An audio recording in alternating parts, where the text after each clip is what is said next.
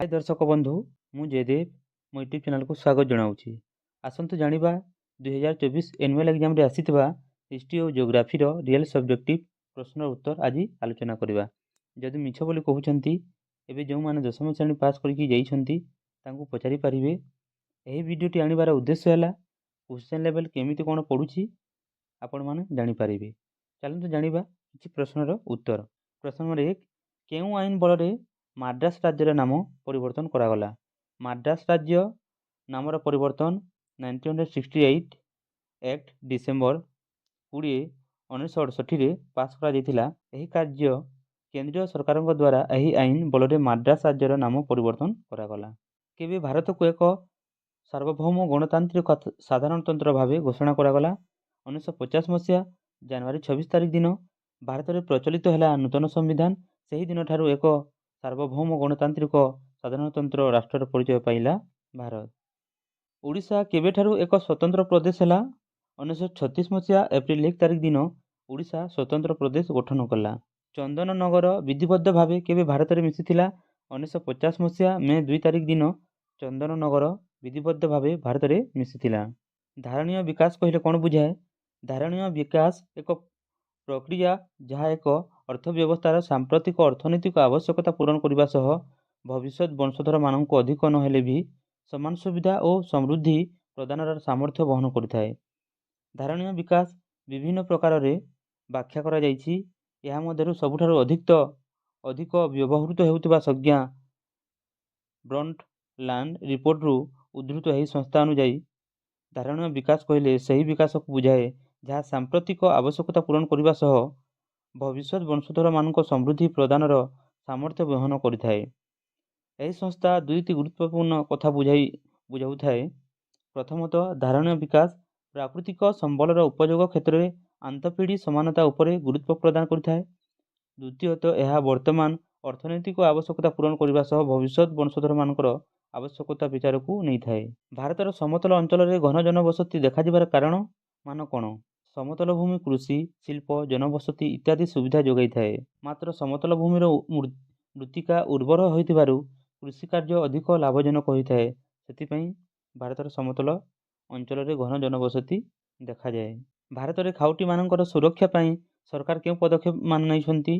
खाउटी मानकर सुरक्षा निमंते केंद्र सरकार मुख्यतः 3 प्रकार उपाय अवलंबन करथांती, यथा खाउटी सुरक्षा आईन प्रणयन, आईन प्रयोग एवं शिल्प विकास क्षेत्र में नूतन कारीगरी नियमर अनुसरण।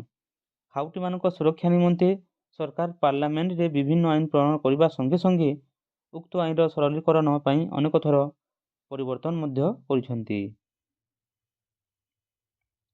परिवार आयरु किपरि दारिद्र्य स्थिर करा जाए।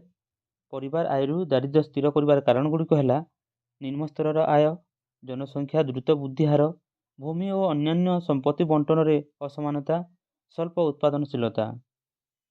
प्रश्न नंबर 5 मृत्तिका अवक्षयर मुख्य कारण गुड़िक लेख।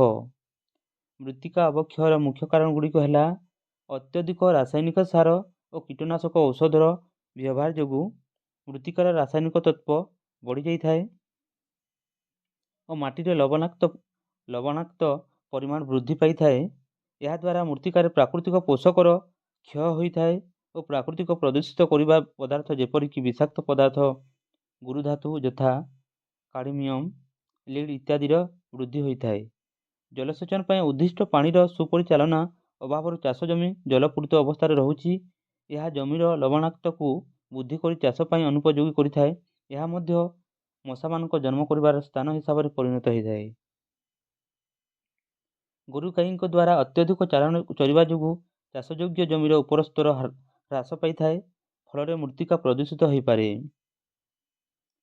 सुभाष चंद्र बोस गठन करथिबा राजनीतिक दलर नाम कौन थिला। 1939 मे 3 तारिख रे फरवर्ड ब्लॉक नाम रे गोटे नूतन राजनैतिक दल गठन करथिले। कारण दर्शाओ। मोटरयान एक्ट 2019। सड़क परिवहन व्यवस्था सबु निरापत्ता प्रक्रिया उन्नति, सड़क दुर्घटना ह्रास एवं नियमित ट्रैफिक नियम उल्लंघनकारी को कठोर दंड प्रदान उद्देश्य रे केंद्रीय मोटरयान एक्ट 2019 मसीह संशोधित होइछि। उक्त संशोधन रे मुख्यतः क्षतिपूरण एवं ଜୋରିମାନାକୁ ଅଧିକ ଗୁରୁତ୍ୱ ଦିଆଯାଇଛି। କୋଇଲାକୁ କୃଷ୍ଣ ହୀରକ କୁହାଯାଏ। ଜାଳେଣୀ ଶକ୍ତି ହିସାବରେ କୋଇଲାର ବ୍ୟବହାର ସର୍ବାଧିକ।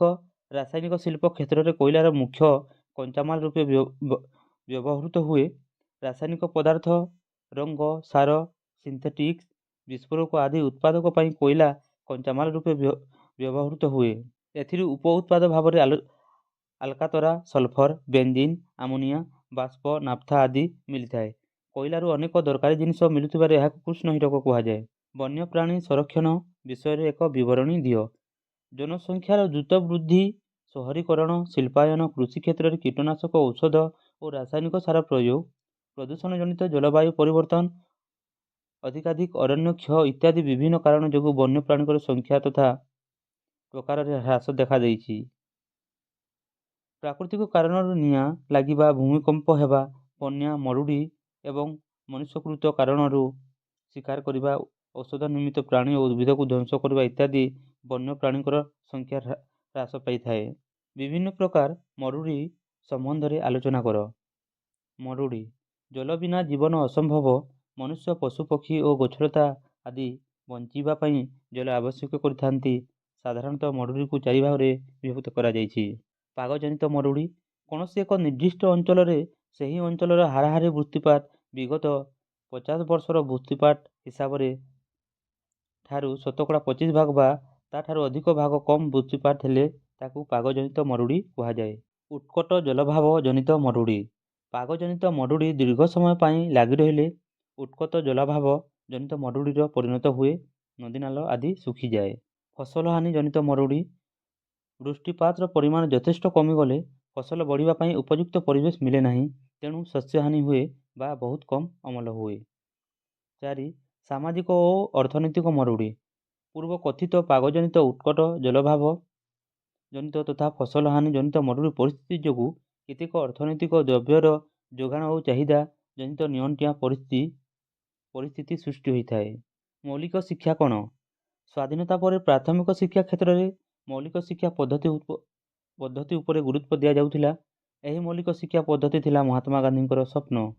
ଏହାଦ୍ୱାରା ଶିଶୁକୁ କର୍ମାଭିମୁଖୀ ଶିକ୍ଷା ପ୍ରଦାନ କରି ସ୍ୱାବଲମ୍ବୀ ହେବାର ବ୍ୟବସ୍ଥା କରାଯାଉଥିଲା। 1947-48 ଶିକ୍ଷାବର୍ଷରେ ରାଜ୍ୟ ସରକାର ମୌଳିକ ଶିକ୍ଷା ବ୍ୟବସ୍ଥା ଲାଗୁ କଲେ। ପ୍ରୟୋଜନ ଭିତ୍ତିକ କୃଷି। ଭାରତର ଅଧିକାଂଶ କୃଷକ ପ୍ରୟୋଜନ ଭିତ୍ତିକ କୃଷି କରିଥାନ୍ତି। ଏହି ପୁରାତନ କୃଷି ପଦ୍ଧତି ସାଧାରଣତଃ ନାମମାତ୍ର ଚାଷୀ, କ୍ଷୁଦ୍ର ଚାଷୀମାନଙ୍କ ମଧ୍ୟରେ ଅଧିକ ଆଦୃତ। ସେମାନଙ୍କ ଦ୍ୱାରା ଛୋଟ ଛୋଟ ଓ ବିକ୍ଷିପ୍ତ ଚାଷଜମିମାନଙ୍କରେ ଏହି କୃଷିକାର୍ଯ୍ୟ ମୁଖ୍ୟତଃ ପାରମ୍ପରିକ ଉପାୟରେ କରାଯାଇଥାଏ। ଏ ପ୍ରକାର କୃଷିରେ ପୁରାତନ ପ୍ରବିଧିର ସାହାଯ୍ୟ ନିଆଯାଇଥାଏ। ଏତିକି ମୁଁ ପ୍ରଶ୍ନ ପାଇଥିଲି, ଯାହାକୁ ମୁଁ ତୁମମାନଙ୍କୁ ୟୁଟ୍ୟୁବ୍ ମାଧ୍ୟମରେ ପ୍ରଦାନ କରିଲି। ଏ ଭିଡ଼ିଓ ମାଧ୍ୟମରେ ଗୋଟେ ଟିପ୍ସ ଦେବା ପାଇଁ ଚାହିଁବି, ଯେଉଁମାନେ ବି ଏହି ଭିଡ଼ିଓଟି ଦେଖୁଛନ୍ତି ଧ୍ୟାନ ଦେବେ। 2 ମାର୍କ ଯଦି ଏଠାରେ ଆମେ ଭଲ କି ପଢ଼ିବା ତାହେଲେ ସର୍ଟ କ୍ୱେଶ୍ଚନ୍ ମଧ୍ୟ କଭର୍ ହୋଇଯିବ। ତେଣୁ ଅଧିକରୁ ଅଧିକ ପରିମାଣରେ 2 ମାର୍କ ବାଲା ପ୍ରଶ୍ନ ଉତ୍ତର ପଢ଼ିବା ପାଇଁ ଚେଷ୍ଟା କରିବେ। ଭିଡ଼ିଓଟି ଭଲ ଲାଗୁଥିଲେ ଲାଇକ୍, ସେୟାର ଓ କମେଣ୍ଟ କରିବା ପାଇଁ ଭୁଲିବେ ନାହିଁ। Thank you for watching.